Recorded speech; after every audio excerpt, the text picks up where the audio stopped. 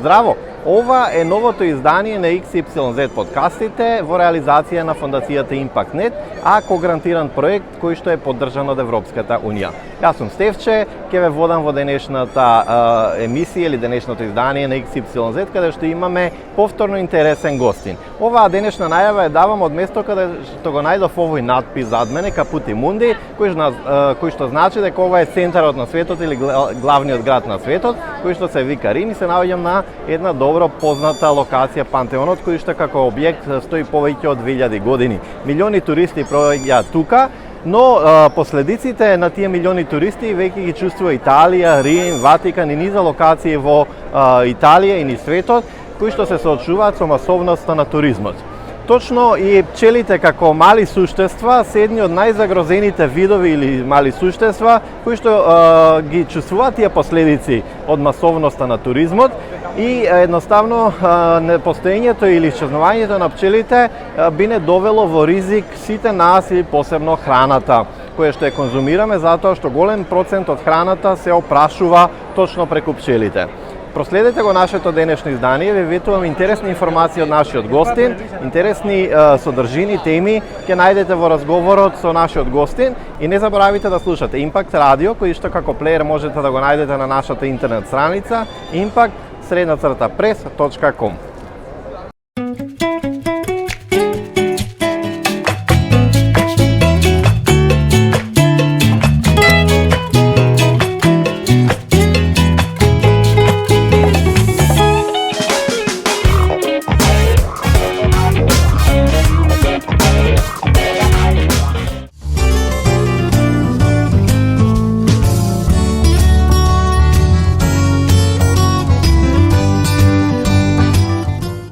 Ако сакаме да преживееме, треба да направиме се што е во нашата моќ да ги зачуваме пчелите, бидејќи тие не зависат од нас, туку ние од нив.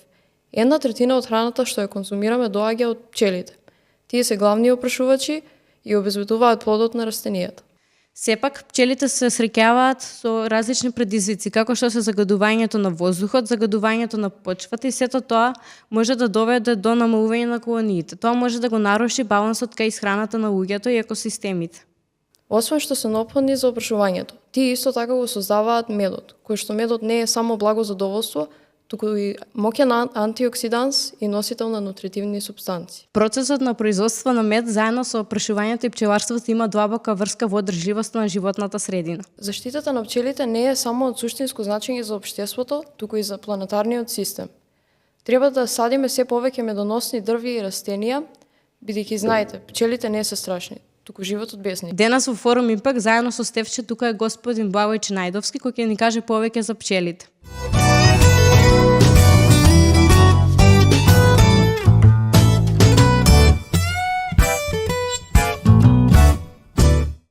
Се снима? Да. Се снима? Да. Јас навистина мислев дека треба да кажам некоја најава, но не можам да престанам да јадам од ова, би рекол, феноменален производ што ми го донесе новиот гостин. И мислам дека ова ќе биде емисија, медена емисија. И точно на тема мед, денес го имаме и значењето на пчелите, една многу убава, сладка тема би рекол. За гостин, на мој задоволство големо, Благој Чинајдовски. Добре ни дојде во XYZ. Добро ве најдовме. Баш јас радо би ја јадал теглава. Може ли за почеток да ни кажеш што всушност производ е ова? Па вака, приказната почнува од климатските промени, тоа е омилена тема. Значи, во последните 30 години, инаку малку... Можеш долго да објасниш, јас ќе си јадам јадам теглава. Јас сум Благој Чинајдовски, доаѓам од Велес. Иначе сум по потекло од село Извор, тоа е некои 30 километри од тука на југозапад. Мојот дедо Дуко беше пчелар и мои претходни генерации. Сега, како доаѓаат климатските промени, се помалци има мед и автоматски ние пчеларите, за да заработиме некој динар, мора да измислуваме работи кои што фактички ќе додадеме вредност на производите. И поентата е проста. Ако кондиторската индустрија направи маса на производи, например, ако влезете во било која продавница, па видите се што е запакувано, 99% од сите тие состојки се бело брашно, маргарин, шеќер и сол. Од тие 4 состојки, кондиторската индустрија направила богатство Плејада на производи.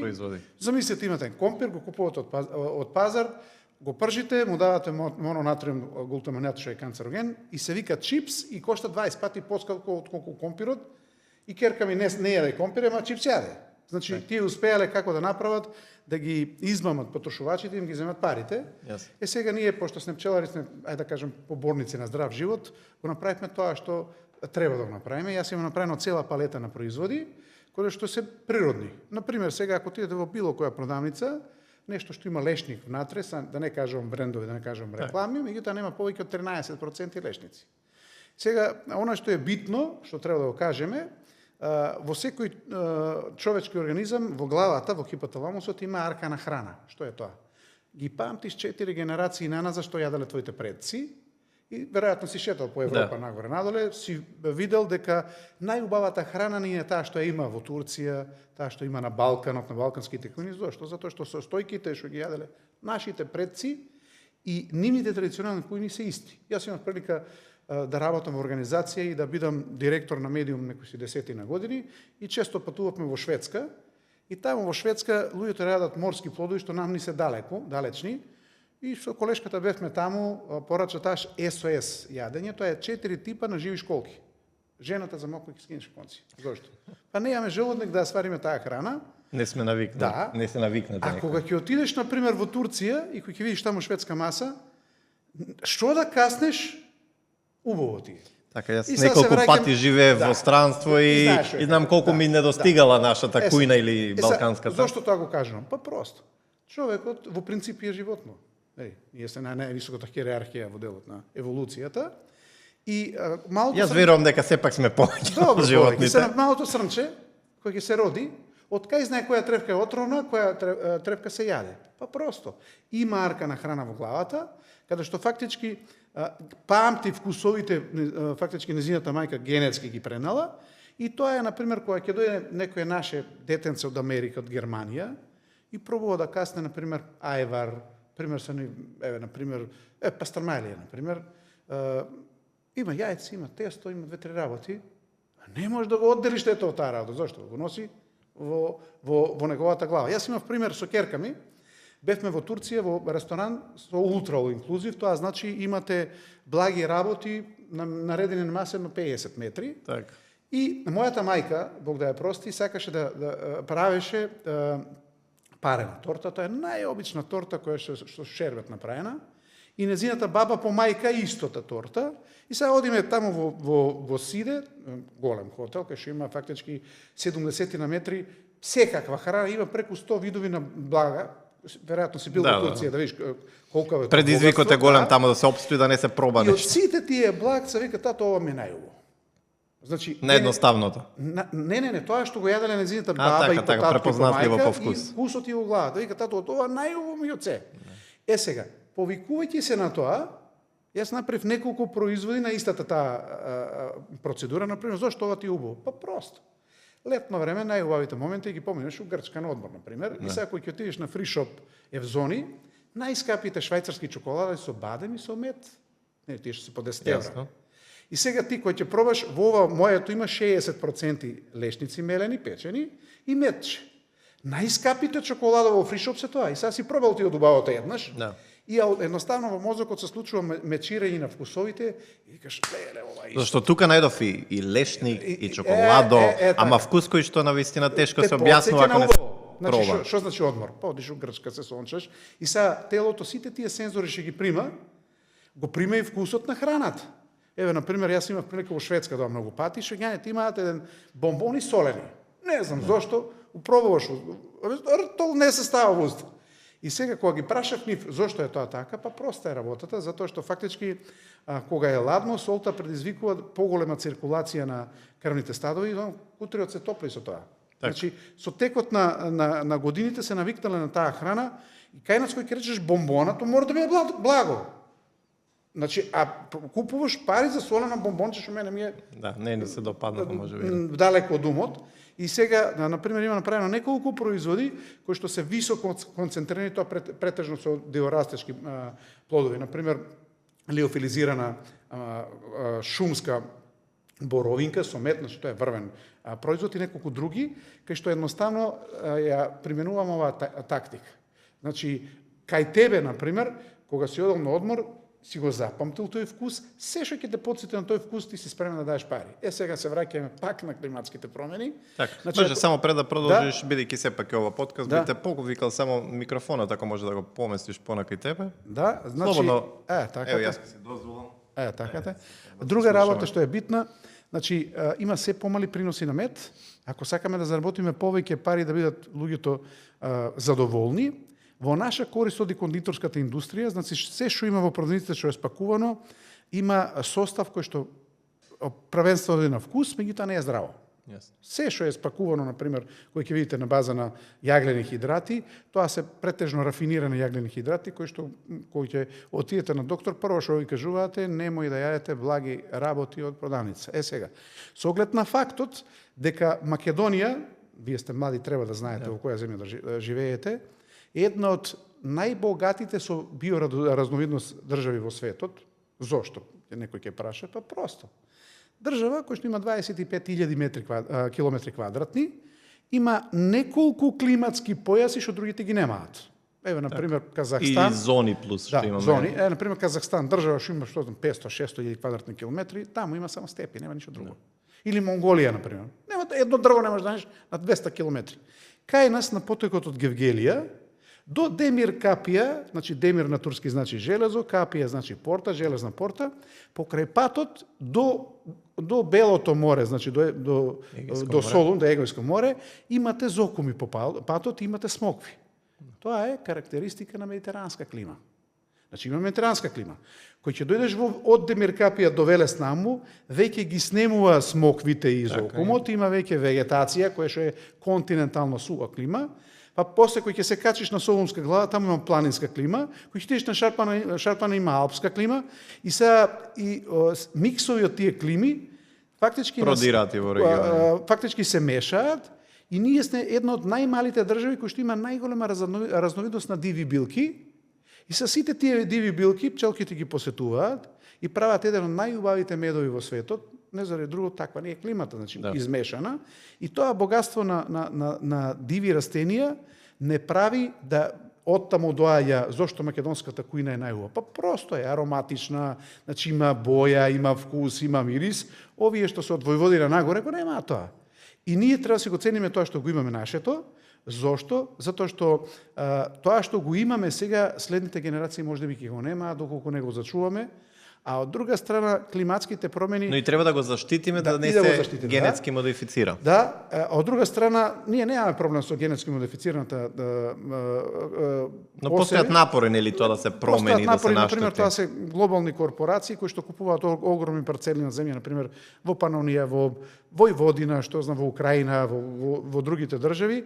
На големите корпорации не им се исплатат мали парченца, затоа што кај нас Македонија знаете како е. Да, Рицко-планинско, 70%. Не може тие да направат големи посети кај што ќе сајат генетски модифицирана пченица, па соја и така натаму. Значи ние во делот на таа работа не сме многу загрозени. Среќни сме можеби поради. Арнам од климата сме загрозени. Така. Значи, знаете... Па и кај нас и порастот е опасност, една еве според европскиот договор што го промовираме, една од опасностите е порастот на температура, кај што балканското подрачје е посебно ризичен, каде што дури до 4 степени се предпоставува дека би можел да биде порастот, а треба да биде околу 1,5 и под 1,5 порастот на температура. Тоа се должи на загадувањето кое што нели може доста да наштети на пчелите. Да, меѓутоа вака сега да ги буниме луѓето со тие 1 степен, 4 степени, што е преведено на македонски тоа.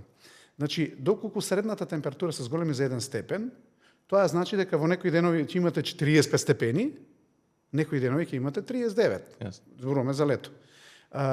Проблемот станува тука кога фактички заради зголемување на температурата имате екстреми. Мината 23 година бевме сведоци кога тоа што го гледавме порано, например, на филмови од типот на Твистер во Флорида, Но отворени големи подрачја, кај што има големо зборувам ја строење. за метеоролошки феномени, како што беше, например, суперкериската луња, или олуја, што викаат србите, кај што буквално торнадо, што го гледавме до вчера на телевизија, сега го има кај нас. Јест. И имаше, например, стартува од Италија, го брише целиот Балкан и завршува некаде на Кавказот. Значи, климата се променува, каде што имате температурни екстреми, кои што тие и те како прават, например, во летно време, прво што гледаме на вестите е колку е UV факторот. Да.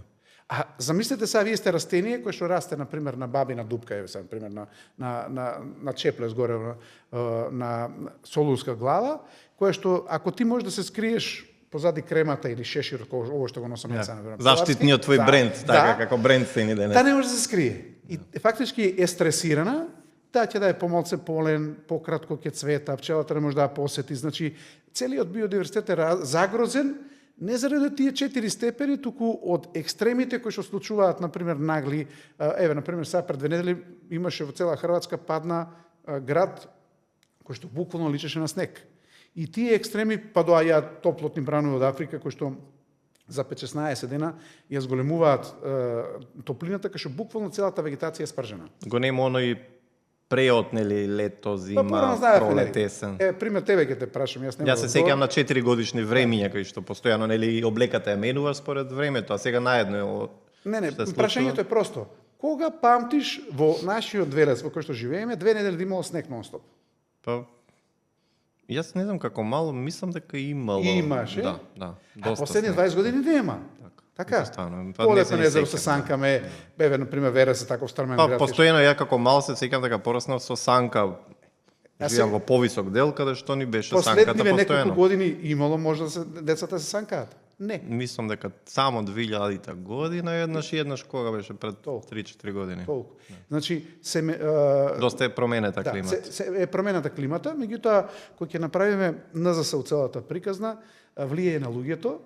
Значи прва работа, влијае на растенијата, влијае на животните, зошто? Но и пчелите, оној момент што ни е сега, точка околу по пчелите врзница. што е битно, што треба младите да знаат, а убаво е сето тоа да го знаат. Например, денеска, небитно што ќе јадете, од 4 парчиња храна што ќе ги ставите во устата, 3 зависат од опрашувањето на пчелите.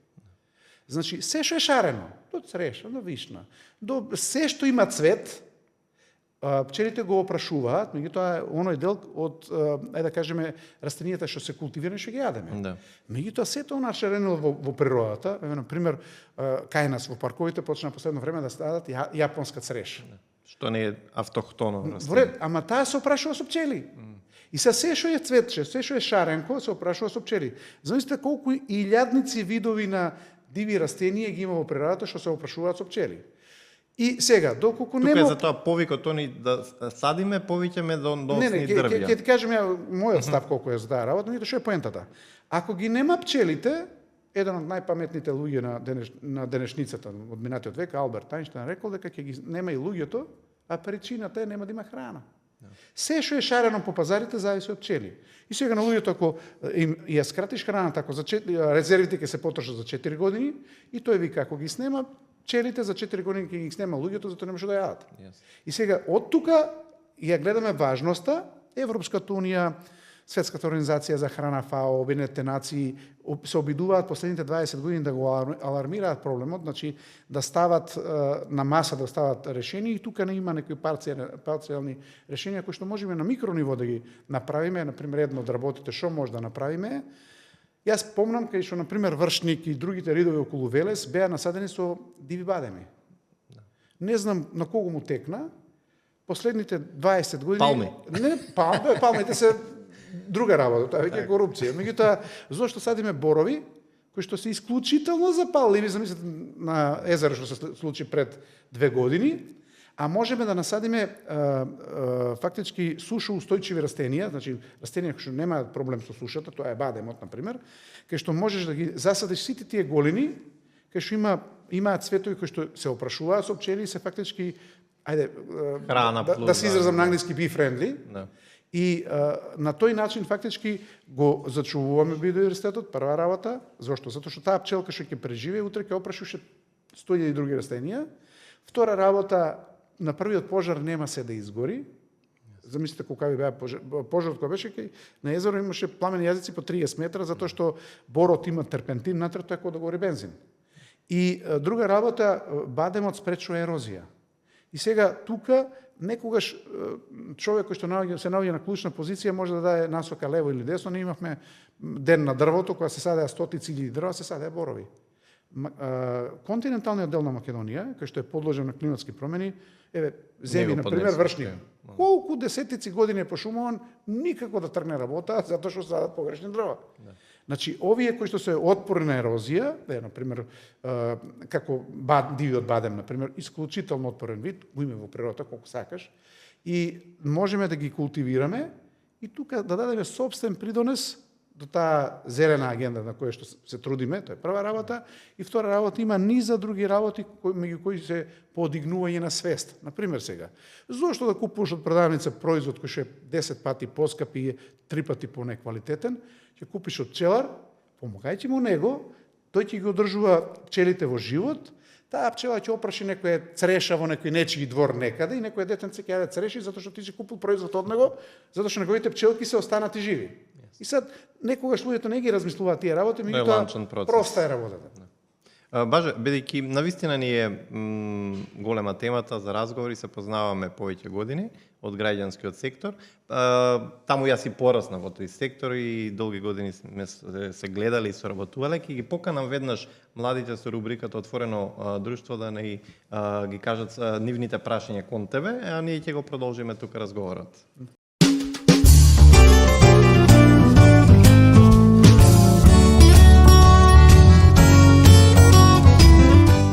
Здраво, јас сум Ангела. Мило ми е што дојдовте. Моето прашање е што ве инспирираше за да влезете во оваа работа? Што ме инспирираше да влезам во оваа работа? Па, приказната е малку чудна. Јас имав желба да бидам офицер, воено лице, меѓутоа се случија некои промени во мојот живот и некаде пред 30 години одлучив да се занимавам со пчели, затоа што тоа прво беше семејна традиција. Значи, јас сум трета генерација пчелар. И втора работа, без разлика што занимањето е обично, меѓутоа дава можности во развој на други насоки. Например, паралелно со ситуацијата, за чисто информација до вас, јас сум магистар по земјоделски науки, зборувам 4 јазици и во моментот сум балкански предавач на тема пчеларство. Пред една недела се вратив од Хрватска, од Загреб, каде што фактички темата ми се климатски промени, како да ги зачуваме пчелите, па имам направени иновации како пчелите да едноставно недостатокот на полен да се замени од други извори да преживеат. И тоа фактички ми дава мотив затоа што работиш голема работа без разлика што пчелцето е малецко, меѓутоа само една работа да ви кажам. Например, 75% од целата флора што не обкружува во Европа кај нас е опрашена од пчели. Значи, правиш добробит и си правиш добро за себе си и една работа мојата баба ме научи, а тоа е тоа што го работиш да го сакаш. Ако го работиш тоа што го сакаш, ќе ти биде животот интересен. Ако не го сакаш, направи си хобито да ти биде живот. И тоа едноставно ме повлече и кога ќе се внесеш во работата, резултатите доаѓаат сами. Господине Најдовски, се гледа дека вие имате големо знаење во вашата област на работа. Дали би можеле да дадете некои совети за млади кои што сакаат да работат со пчелите? Вака сега, сако ќе речеш пчели, прво мислиш на пчелка што ќе те боцне и така натаму, меѓутоа тоа е толку широко поле за работа, каде што е, например, јас сум председател на пчеларско дружение пчела во изминатите 30 години. Последните неколку години правиме изложби на пчеларски производи, каде што небото е граница што се може да направиш од тие производи. Например, реков, ако индустријата направила од обичен бело брашно, од маргарин, тоа се масноти, од сол и фактички направила еден куп на производи, небото е граница што се може да направите, тоа е прва работа. Втора работа, знаете дека работите за добробит на луѓето. Пример, информација да ви кажеме на ваша. Во Македонија, првата фабрика за лекови е направена 1937 година, ден денеска се вика Алкалоид. Предходно, нашите предци, значи ние тука постоиме милениум наназад, немале аптеки, немало фабрики за лекови. Например, порано, например, кога децата плачеле, мајката ќе свари чушки од афион, знаете, од афионот што се прави, и не ја плаче толку утрото. Втора работа, сите болести се лечеле со лековити билки. Па ќе ти каже, например, што знам, коњско павче за глава, па цела палета, заради климата што има огромна палета на лековите растенија. И сега, наместо да одиш ти во полето да ги собираш тие лековите растенија, пчелката која што ти е пријателка оди од цветче на цветче, тоа богатство го става во теглата и само ти треба да видиш мајстор како да им го презентираш на луѓето, затоа што во денешно време се што е направено од кондиторската индустрија, се има некои нус ефекти. Дали има вештачка боја, па има тоа се што е опасна работа. А ова е природно. И сега се враќаме назад кон природата, прва работа. Втора работа, правиш нешто што е корисно и за тебе и за општеството и некогаш да се разбереме една работа. Во Македонија никој не умрел од глад, ама од јадење умрел. И тоа од храна која што не е здрава. А овдека се што произвела пчелката се е убаво.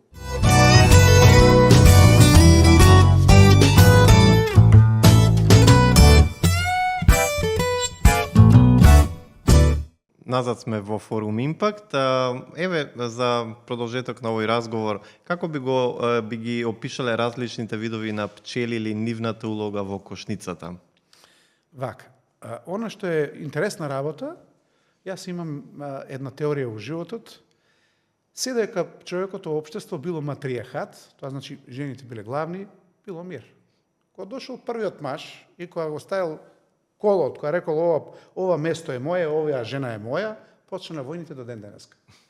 Ке пчелите го нема тој случај, таму фактички сите работници се жени, значи крлицата е, матицата е жена, фактички е матица, пчелите работнички се женски, а машки се само трутовите, меѓутоа и тие имаат улоги внатре што треба да работат и тоа е супер организам од високо софистицирано социјално семејство, значи во животинскиот свет социјални суштества се само пчелите, термитите, мравите и луѓето.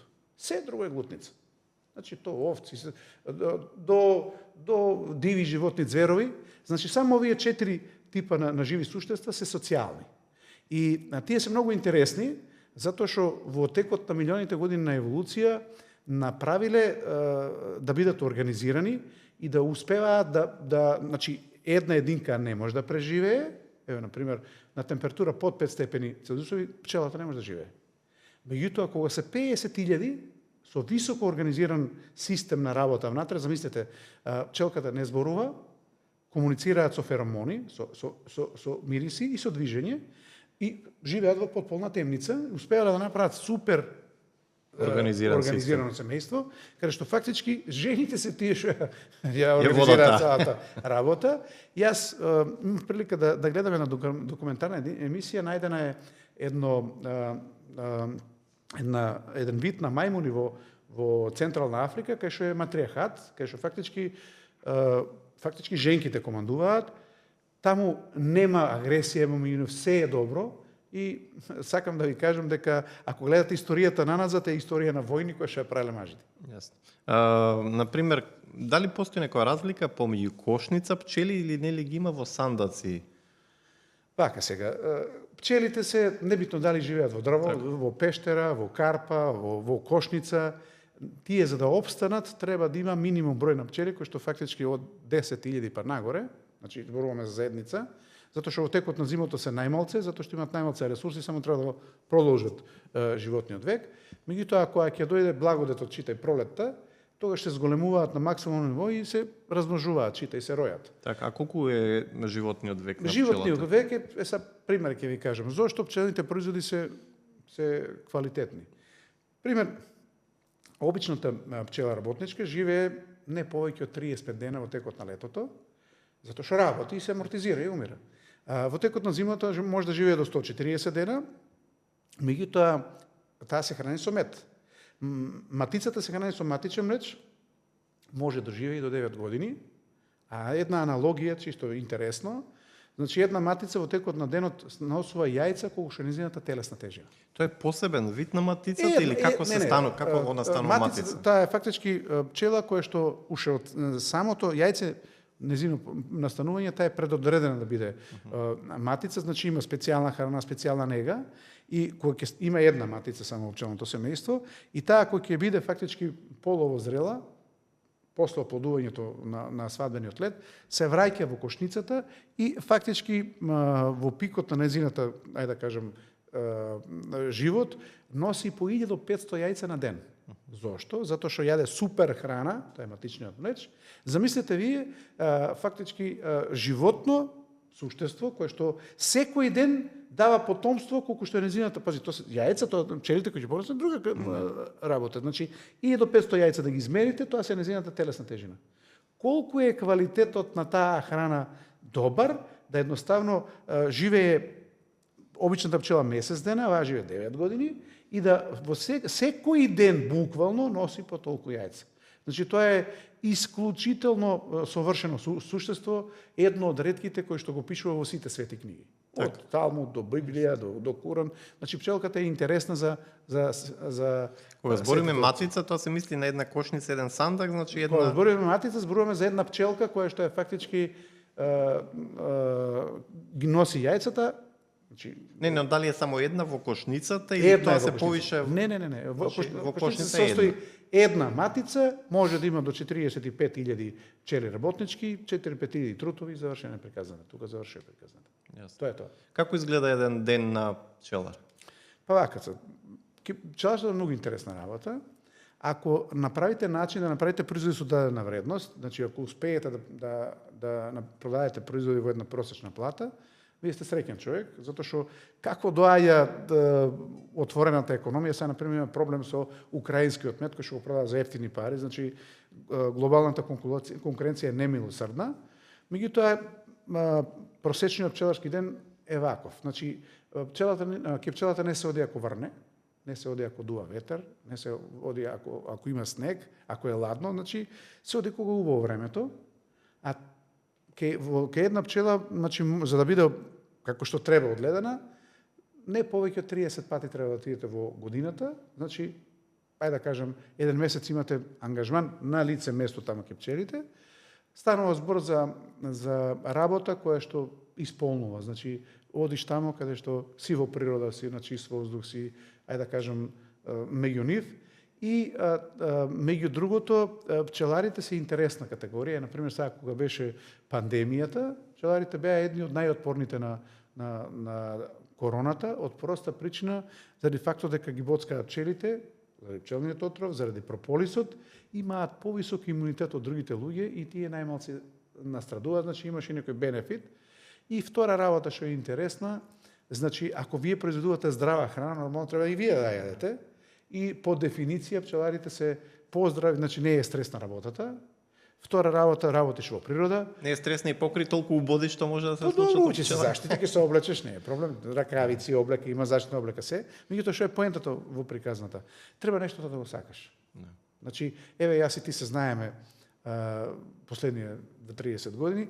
Ти цел живот си со овакви работи нешто. Да, со граѓански, со медиуми, значи, млади. Те привлекува таа работа, тука си исполнет во таа работа, значи доколку сакаш да бидеш свој на своето, реков, можеш да го работиш тоа што го сакаш, баба ми викаше, направи 5 минути во животот да ти трае цел живот, ако си паметен.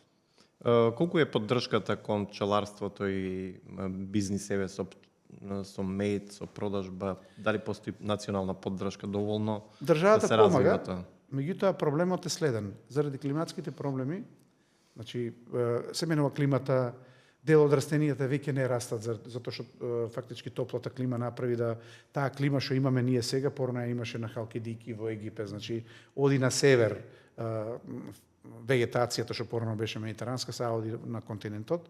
Значи се потешко и потешко се пчелари, тоа е прва работа, државата помага повеќе да собере политички поени колку што навистина сака да помогне. Реков, ако сакаме да направиме заедно можеме повеќе, например од пошумувањето до поддршката на пчеларите, например пчеларите имаат во текот на зимото зимски загуби, државата не им помага како да ги надокнадат, затоа што проста е работата. Значи еве сега имаше во моментов, например, денес е многу ладно, веројатно утре ќе биде и минусна температура. Минатите 4-5 денови имаше многу расцветени овошки. Тие Може олушки да што ќе наштетат бидат доста. опрашени, ќе дадат плод.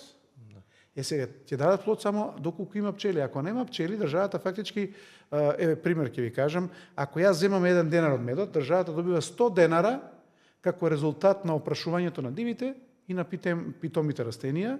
Значи, вие кои ќе отидете на пазар, купувате производи кои што некој ги опрашил. Еве за ваша информација ќе ви кажам, во Кина има една провинција каде заради високото загадување сите пчели се убиени, сите диви опрашувачи и кинезите за јадат јаболко мораат рачно да одат од цветче на цветче со како свирени копердувчиња да ги опрашуваат. Или друга интересна работа, има растение кои што се одуваат плантажно, каде што фактички например циметот, например, тоа е вид на дрво, во неговото опрашување учествуваат инсекти. Ако го нема тој инсект, мора да го правиш рачно и големите корпорации буквално опрашуваат да добијат производи и сега да се разбереме нешто ако било ефтино, затоа што некој го правил без пари. Ако некој го опрашува, например, тие јаболка што се во Кина сега што ги произведуваат опрашање со луѓе се 20 пати поскапи, затоа што Мора да ангажира плејада на луѓе. Да, луѓе треба да ангажираш и нештото го цениш оној момент кој ќе го изгубиш. Они ги имаат вишок луѓе, ама проблемот е кај само и јадат држава. милиард треба да јаде. Така. Добро, инспиративни се овие разговори и навистина со знаење пристапуваш обемно кон целата материја и она што го работиш сите овие години. И многу пати и кога го гледам и твојот профил, можам да те видам на низа настани ширум Балканот, така не знам, можеби глобално си активен. Ти важиш и како предавач на оваа тема доста. Да, вака сега. Тоа што го кажав преска. Значи, по образование сум магистар по земјоделски науки, инаку сум полиглот, зборувам 4 јазици, значи зборувам течно руски, турски, англиски, бугарски јазик. И кога нештото го знаете, на Балканот почнавме да правиме, како ти што правиш подкаст, ние почнавме да правиме онлайн науки, каде што фактички почнавме да ги едуцираме Балканот, на пчеларите на Балканот. И сега кога знаеш повеќе јазици, јас имав, например, турнеи во неколку држави, значи држав предавања во Романија, во Хрватска, во Бугарија, сега ќе во Црна Гора, 5 града, бе во Босна. Значи, едноставно во Албанија, во Косово, знаењето кое го имате, луѓето сака да го споделите. Да го споделите. Тоа е прва работа. Втора работа, кој ќе се насочите кон некоја работа, мене ми се предизвик иновациите. Имам неколку работи, например, измислено машини. Мораме да ги спомнеме. Да. Некој затоа што јас и на почетокот, пред да го почнеме овој разговор, бев фасциниран се што ни покажа. Например, сега не можеме тоа, значи сите што се заинтересирани за моите иновации, можат да отидат на YouTube, едноставно пишете. И на Facebook имаш профил Медотека, така беше? Медотека, значи не е библиотека. Да. Тука е медотека. Или винотека, например. Имам измислена машина која што ги суши производите на минут 40 во вакуум. Тоа е храната што ја јадат астронаутите, каде што едноставно ако имате боровинка која ја изсушите во вакуум, таа ја здржува формата, здржува вкусот, текстура, структура се, и кога ја ставите у мед, вкусот е феноменален. Са, например, која е тајната на танелата, таа што го проба. Значи, не е нутела, е танела. Зошто? Затоа што жена ми се вика Тања, ќерка ми се вика Елена и брендот си го направи спрема моите што си почитувам најаќе во животот, меѓутоа е лепливо. И сега има една тајна, тоа е лешникот треба да биде печен пред да биде ставен. Има специјална процедура кај што лешникот е, например, пробајте жив сусам, пробајте геврек со сусам. Небо и земја. Значи, кога ќе го испечеш лешникот, кога фактички шеќерите ќе карамелизираат натре, добиваат ароматика и автоматски, тоа што го кажа преска арка на храна во главата, вкусот е на надминат и тука небото е граница што се може да направиш. Јас имам направено цела палета на производи токму на тие работи. Сега, например, најнов производ ми е цвекло со мед.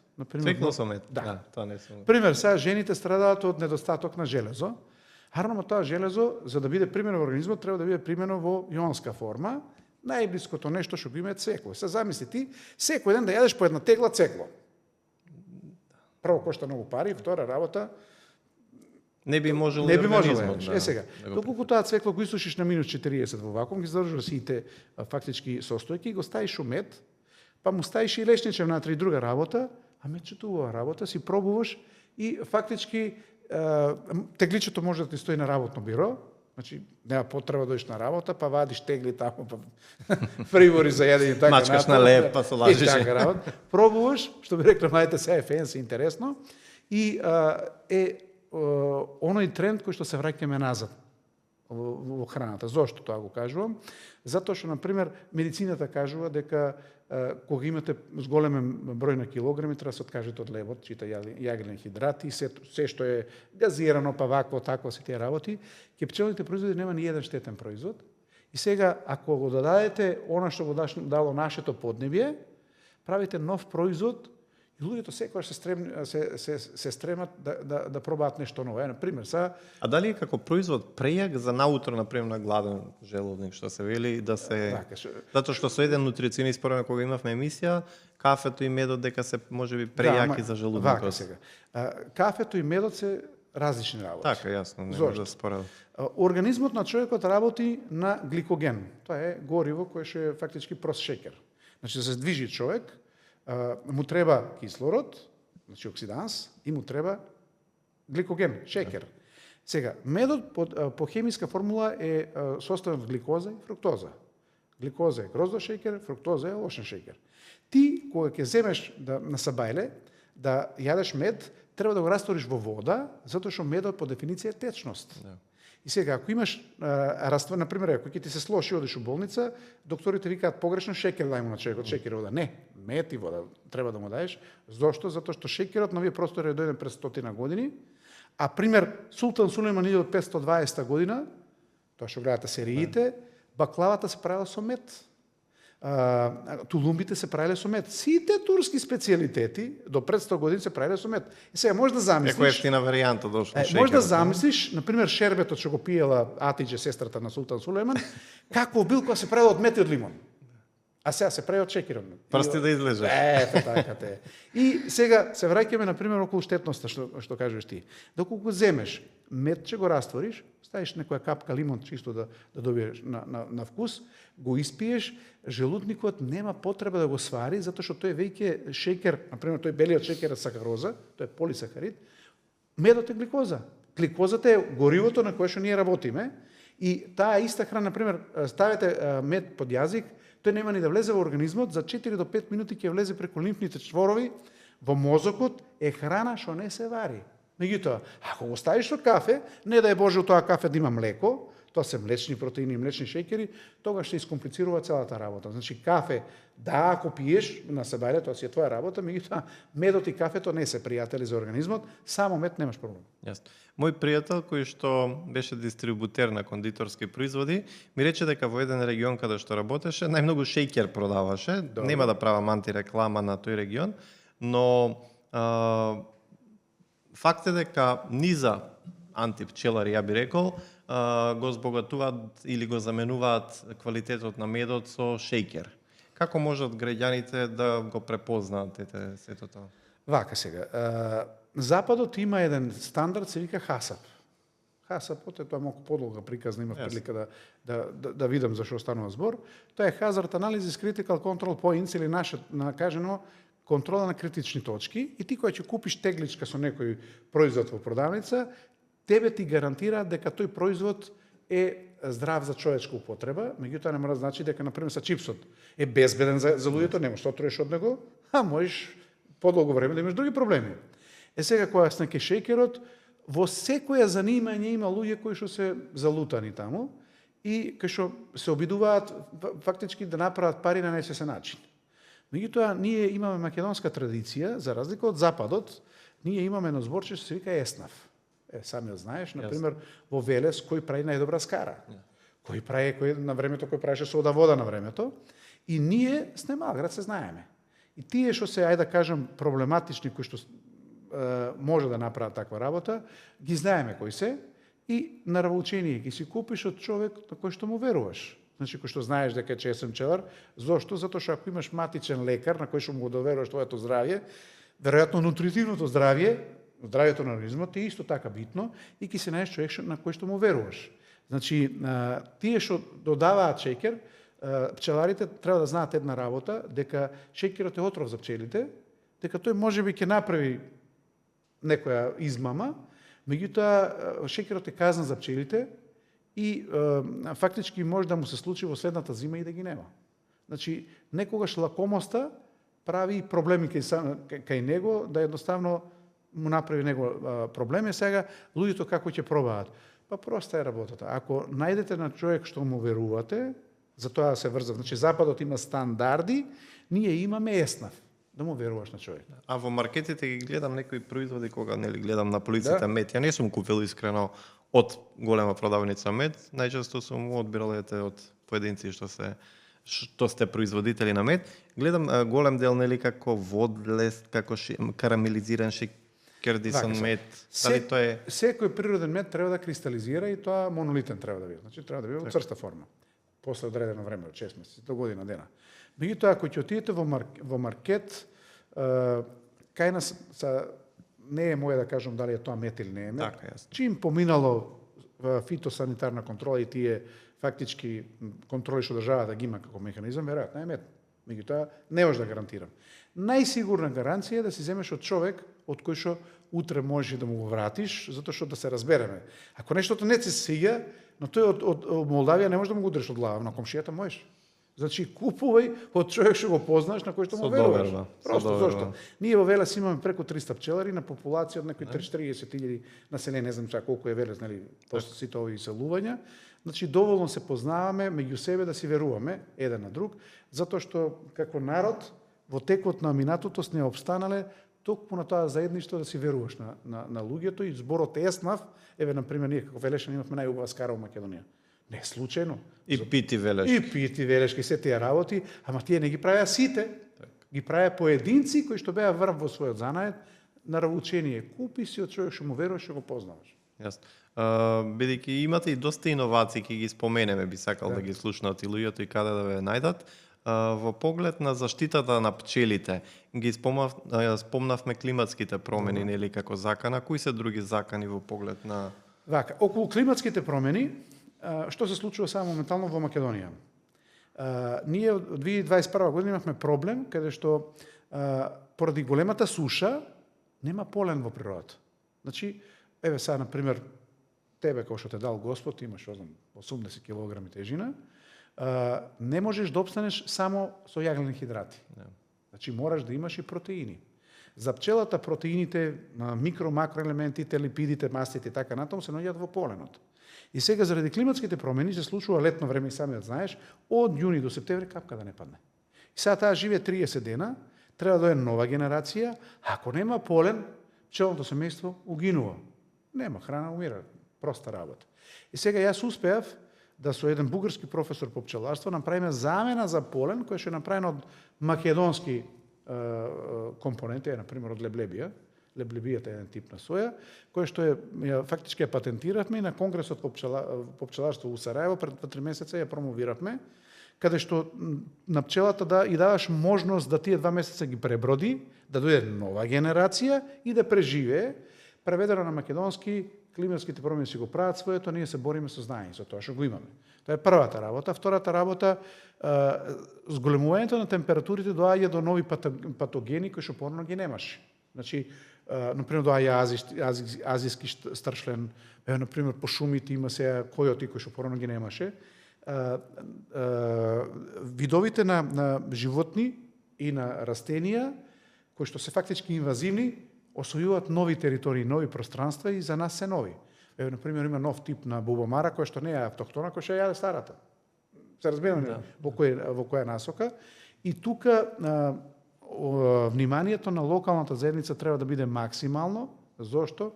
Затоа што можете да отидете кај сакате во светот, меѓутоа дома си е дома, и треба да се го чуваме тоа што ни го дал Господ, секој со она што го знае. Јас, например, со моите иновации, направив и неколку иновации за машини за борба против вароа-деструктор. Тоа е еден мал крлеш кој што напаѓа пчелата на органски начин. Тие се во форма на испарувачи, имам добија награди на неколку сајми, например, сега бев во Белград, во Бугарија, во Плевен, на други места. Меѓутоа, што е битно од целата таа работа? Секој да го работи тоа што најдобро го знае, затоа што ако се најдобрите луѓе во професија, замисли сега, сега, например, веројатно имаш високо мислење за мене, кога политичарите биле најдобрите луѓе во Македонија, тоа што го имаме, најдоброто, каква била државата. Значи, кога најдобрите лекари ќе бидат лекари, кога најдобрите пчелари ќе бидат пчелари, тоа што го знаеш најдобро, ќе бидеме можеби една од најдобрите држави во светот и секој треба да работи за она што се специализирал и тоа што сака да го работи. Совет за младите, значи не мора да бидете, што викаше Бора Чорба, лекар, пекар, апотекар, нели гредците занимања, работете тоа што ви исполнува, успехот и парите ќе си доаѓаат сами по себе, А во поглед на опасностите, она што е прскањето со пестициди, хербициди и други? Опасностите се многу големи.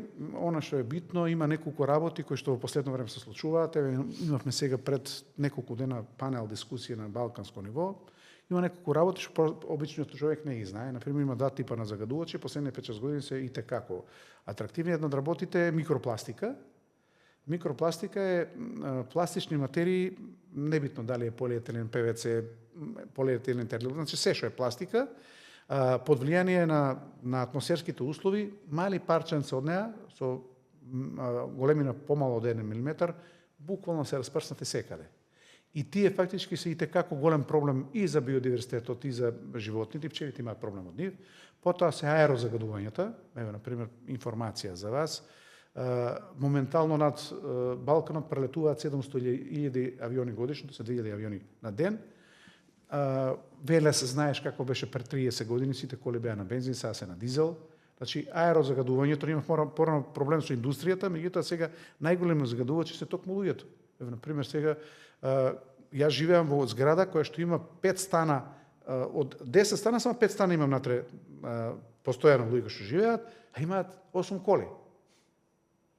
Значи, веле се препон со автомобили, целото тоа загадување оди во околината и загадувањето го прави своето. Е, например, само еден феномен кој што е многу интересен, кој што пред 2 години откриен. Например, последен тренд сега во автомобилската индустрија е користење на биодизел гориво. Биодизел горивото се прави од маслена репица, маслена репка. И сега, кога ќе влезе во Голф тројката што ја имаш ти или Голф петка, небитно, после процесот на согрување испаѓа во форма на газ. Меѓутоа ароматите што ги има од растението, пчелата и мириса на маслена репка, се скапе од летање да бара маслена репка, а тоа поминал Стефче со Голф тројката покрај езеро, отишол. И пчелите имаат таков стрес, таков притисок, значи од загадувањето, од УВ зраци, од други работи, кај што се фактички на ивицата буквално да исчезнат. И последните 10 години Европската комисија, Обединетите нации, имаат направено цела палета на програми како да се заштитат преку поддршка на пчеларите, преку зголемување на свеста на луѓето, например, пошумување и разни други типови на помош и на пчеларите и на освестување на луѓето, каде што едноставно опрашувачите кои што го опрашуваат сето она што го знаеме богатство околу нас, да можат и следните генерации да го видат тоа. Пример ќе ти кажам, веројатно географија која се учел 7-8 одделение, учевме како Македонија има ендемични типови на растенија. Ендемитот е нешто, например, кога одиш од Скопје за Велес, има еден посебен тип на бор, ќе тоа едно манастирче што е таму, кој што има само таму, на друго место го нема. Сега, ако тоа е ендемично растение, се опрашува со пчели, заради X причина тој што бил пчелар или тие дивите пчели изумреле, ние губиме национално богатство затоа што нема кој да го опраши. И идните генерации, како што гледаме сега тасманински тигар на телевизија и во албуми, ќе гледаме во иднина доколку не го зачуваме ова што го имаме сега, а има можности, еве ти самиот си, например, активист во граѓански сектор, да едноставно се грижиме за не е екологија само фрлање ѓубре во отпадоци во корп. Тоа е нешто што беше во 70-те години интересно. Сега е фактички квалитетот на животот, затоа што времето во кое што живееме е толку комплексно, толку сложено, кај да се завртиш, фактички има проблеми за решавање и тука граѓанскиот активизам и како треба да биде интересен, кој што например сега има тренд например на вертикално градинарство, кај што фактички имаше вертикални градини кои што се одличен извор на полен за пчелите, А урбаната средина во која што, еве, например, знаеш и самиот, направивме вертикална градина, кај беше таму кај пошта, ја нема сега. Значи, свеста И на во луѓето, повеќе градови беше тоа. во свеста на луѓето и во својот дом, чите на тераса, и во својот двор, и во урбаната целина во која што живееме, да придонесеме, да живееме, например, оние зелени градчиња, кај што има поголемо зелено, кај што има повеќе цвеќиња, еве, например, јапонците имаат јапонска цреша. Па да ти е мерак да поминеш са по кај гимназија која цветаат. Се разбираме? Така, да. Значи, секојаш природно е поубаво од пластиката и од сивулото во кој што сме окружени. Еве, како крај на овој разговор, зашто верувам дека ќе имам уште многу прашања, сигурно ќе имам уште еден подкаст со тебе. Една тегла мед, да речеме, не знам од колку е милилитра, кило е. 1 килограм, добро. Колку е нутритивна вредност и која е разликата во вредностите во поглед на шумски, ливадски мед? Вака сега. Зборуваме, сега младите имаат можност, ќе отидеш на YouTube, пукуца и шо сакаш ќе добиеш. Сега добиеш. Меѓутоа да се разбереме една работа. Старите викаат, ако одиш на интернет да се лечиш, можеш да умреш од печатна грешка. Тој што го пишувал таму, сгрешил дозата, отиде. Така и кај медот. Значи, треба да биде една работа, јасна. Лекот треба да биде храна, храната треба да биде лек. Нема потреба да се имав една емисија како водата и храната да ни бидат лек баш. Нема потреба да се замараш со тоа колку калории имам внатре, доколку успееш да се исконтролираш. Например сега, еве, има една материја, се вика појачувач на вкус, се вика мононатриум глутаминат. Дали сте се сетиле дека ако јадеш чипс, ако јадеш суво место од поскапото, ако јадеш, што знам, вегета или други зачини, сите имаат ист вкус. Таа дури што више, индустријата отиде до таму.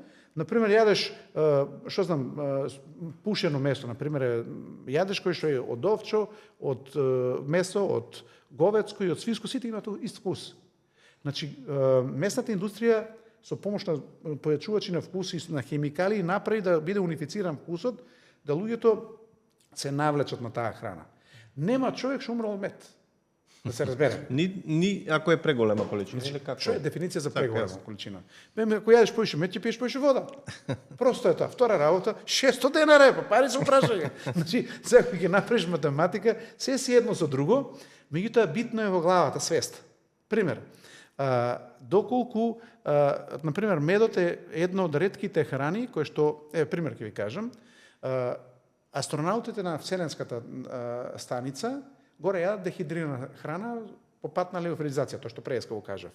Меѓутоа, медот се носи таков како што е.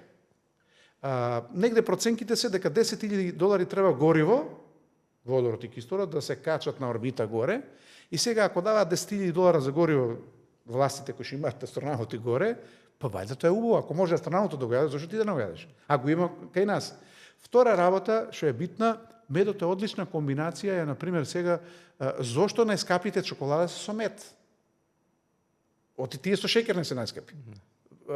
Друга работа, ти реков, ако ти е како храна, например, да земеш маргаринот, за мене не е квалитетна храна, земи природен путер со мед, чесово лепче со оте, па што јаде. Значи, доколку си направиш... Тој така пораснавме ние. Пораснавме ние така. Доколку се вратиме назад, ако уживаш во храната, ама тоа уживање да не биде кесенци па некои грицки таму, некои глупости што ги прави кондиторската индустрија, се враќаме назад на предците. Ви реков, султанот Сулејман, што владел со половина свет, за благи работи знаел само за мед и маџон. И тука завршува приказната. Ние во светот бевме инспиративна сторија, нели Оскар, номинација за Оскар со медена земја. Со медена земја, да. Зошто беше таму? Таму поентата беше пола за пчелата, пола за мене. Сега важи ли тоа правило? Не, сака да кажам поентата што е. Значи таа жена не е алчна жена, сака и таа да и преживее пчелата следната година, да биде и занезе и занезе. Тоа преска што рече ти некои луѓе прават, например, проблем, тие што се алчни не добиваат ни тие и стоката не им вирее. Значи, не се одржуваат. И одговор финален на твоето прашање колку калории има, јас би ви кажал само една работа. Вие сте сите млади луѓе, ако сакате да бидете здрави и прави тоа што ви дал генетската преспозиција, треба да јадете здрава храна. Ако нештото било добро за нашите предци, зошто да не биде добро и за нас? Затоа што како што доаѓа времето, се повеќе и повеќе знае, например, сега имаме сугурат медови, например, има правец во светот кај што имате метод луварче, па што за метод бор се тие работи, кој што нема врска со пчелите. Значи се знае да добиете 1 килограм мед, стотици илјади цветови пчелата треба да собере, а го прави од нектар, а нектарот бил храна на боговите. Сега, дали храната што ја јаделе боговите добра за те и за астронавти? Па нормално. Сега треба да смениш свеста и полека да се навикнеш дека ако храната ти е лек, нема да идеш на доктор. Просто е работата. Дадовме доста корисни информации, верувам ќе бидеш инспирација за ница луѓе кои што можат ова да го согледат и како можности за себе остварување и па и за бизнис, но да биде хуман бизнис, што се вика, насочен и кон грижа за пчелите и значењето нивно што е така.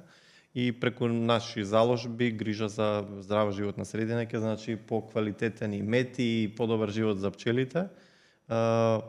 За крај би рекол, кои се оние други некои иновации на кои што си посветен, спомнавме некои? Вака сега, во моментов правам... И каде може да те најдат луѓето? Во моментов правам, фактички се менува светот во кој што живееме. Еве, например, ти правиш сега подкаст, така? Да. На времето имавме Канал 21, па имавме телевизија Здравки и такви работи, па кабловски телевизии, значи оди светот напред. Истото и во продажбата. Јас правам сега една веб страница која што ќе се вика Медотека, кај што сите тие мои производи ќе бидат таму. Значи целата работа е како на луѓето да им дадеш, ајде да кажем, нешто што е интересно. Ја ќе ви кажам една интересна сторија за мене лично. Јас сум човек кој што многу патувал и имав прилика да отидам во Турција во еден град се вика Селџук. Тоа е фактички веднаш до Ефес, каде што е куќата на Марија на фактички мајката на Исус Христос, и има многу туристи кои што доаѓаат од Бразил, од Аргентина, значи од овие католичките држави од Јужна Америка, кои што доаѓаат тука буквално го посетат Рим и да посетат Светата земја и да отидат во Турција. И сега она што е интересното за нас како Македонија, ние имаме едно растение се вика Палирус спина Кристи.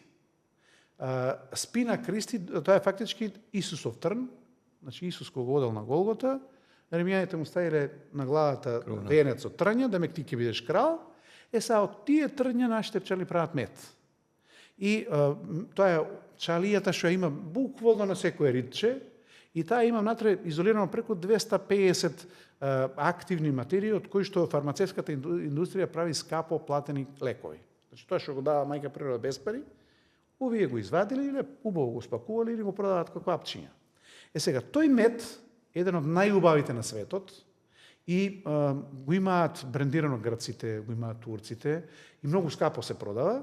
И замислите, јас кога едно тегленце и дадов на една верничка која беше во посета на куќата на Марија, на мајката на Исус, жената буквално почна да плаче кога ја дозна приказната дека во рацете држи мед кој што е направен од венецот венчето кој што му оставиле на Исус. Што има врска ова со денешната работа? Македонија е библиска држава. Кој е камче да го допреш кај нас е постаро од пола Европа и ајде да не зборам за Јужна и Северна Америка. Фактички треба да си огледаме нашето, треба да направиме приказна, таа приказна да ја продадеме. Јас можам да ви кажам, можев да живеам во Шведска, во Ирска, во Италија, на неколку држави. Меѓутоа ви кажав преска, например, сите тие држави што се далеко од нас, има друг менталитет, друга храна има, друга, нели, таму сонцето, како беше ова песната за Македонија, таму сонцето. Така за југ. Ете така. Значи, нештото се тежи на местото, совет до младите, бидете креативни, останете дома, некој треба оваа држава да ја оправа. Зошто? Затоа што сега со глобализацијата, еве, например, сега, порано тоа не беше можно, за 100 евра можеш да отидеш до Рим да се вратиш. Па и за помалку. И за помалку. Значи, можеме да отидеме да го видиме светот. И се ние на некој час-два. Тука некаде ние. Меѓутоа, нашето си е наше. Зошто? Затоа што, например, малку историја. Сте се запрашали некогаш, зошто најголемите царства потекнули тука овде? Па имате Египет, кој што на 1000 километри воздушно од кај нас, значи цела династија. Па имате Римско царство кој што владеело 1000 години. Па имате Византија, па имаше античка Македонија, па што знам Франција. Сите се тие медитерански држави, зошто?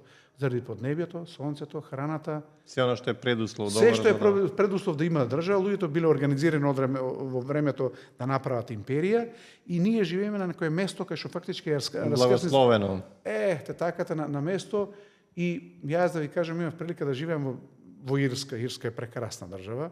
Меѓутоа кој ќе отидеш таму, ќе видиш дека 60 дена секој ден или врне или истуре или дува ветер. Ќе ти се здоса. Многу Во сонце не можеш да видиш. На пример Шведска 6 месеци има снег, отвори врата, бело, има прилика да отидам на северниот дел, северниот дел кај што фактички 3 месеца фактички е ноќ.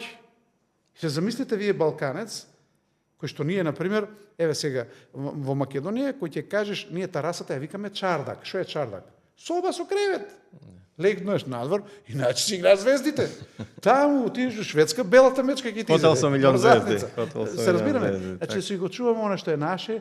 Господ ни дал благослов да живееме на убаво место на оваа планета, да си го сочуваме да биде наше, да наследните генерации им дадеме нешто исконско наше. Зошто? Затоа што проста е работата. Земјата што ја пишува во Библијата не е неубаво место на живење. Ние ја направивме таква и ние треба да се потрудиме да не бидеме попаметни од нашите родители и да фактички направиме да биде Македонија убаво место за живење. Јас само дадов пример со пчелите сега. Ти кој речеш мед пчелари, меѓутоа во било кој дел да влезеш, ако влезеш со љубов, со енергија, можеш фактички да си направиш, ќе повторам изреката на баба ми. Ако си паметен, 5 минути од животот што ти ги дал Господ, цел живот ќе ти требаат. Заиста, небитно, работи го тоа што го сакаш. Прекрасни пораки, прекрасно споделено искуство, несебично од тебе. Ти благодарам многу што одви време да не почестиш и со метно и со твоето присуство и информации. Имавме една прекрасна медена емисија, така и до следно видување ни за успеси, ни за нови награди, патуваш доста, така и верувам дека твоето искуство продолжуваш да го споделуваш каде да одиш. Па значи Изненадуј не и со нови производи. И има нови производи, ќе пробате и така. Ти благодарам за твоето присуство. Гостопримството.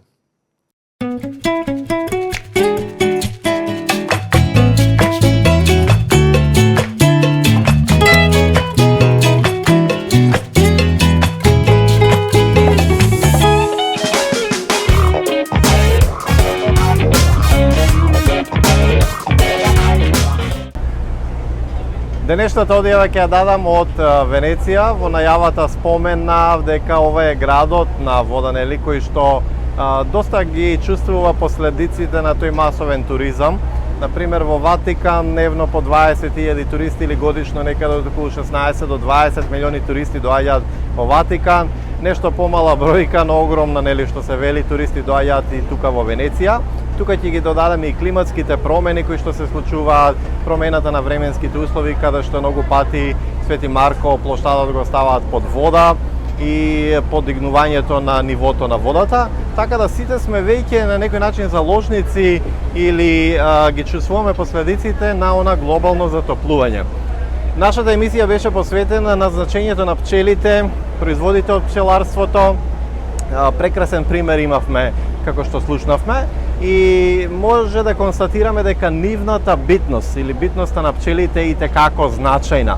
Затоа што поитно треба да преминеме кон имплементацијата на зелениот договор на Европската Унија и да ги заштитиме сите кои што се на некој начин оштетени. Пчелите се оние нежни суштества кои што на вистина чувствуваат големи последици, а сето тоа не доведува до загрозување сите нас, нашата храна, нашето постоење.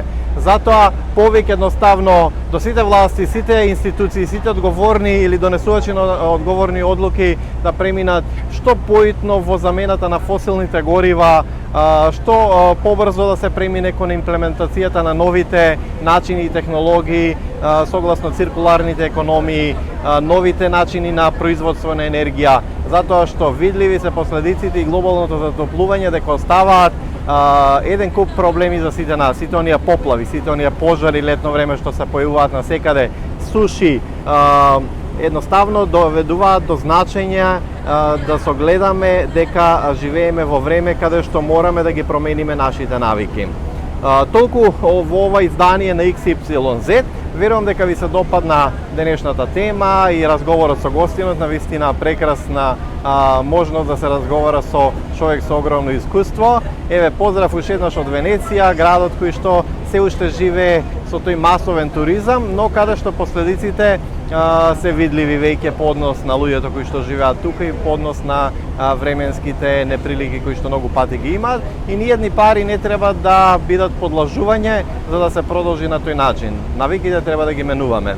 Следете ги нашите социјални медиуми, нашите социјални канали на социјалните медиуми, слушајте Импакт Радио. Ова беше новото издание на XYZ. До наредното видување, останете ми во добро здравје.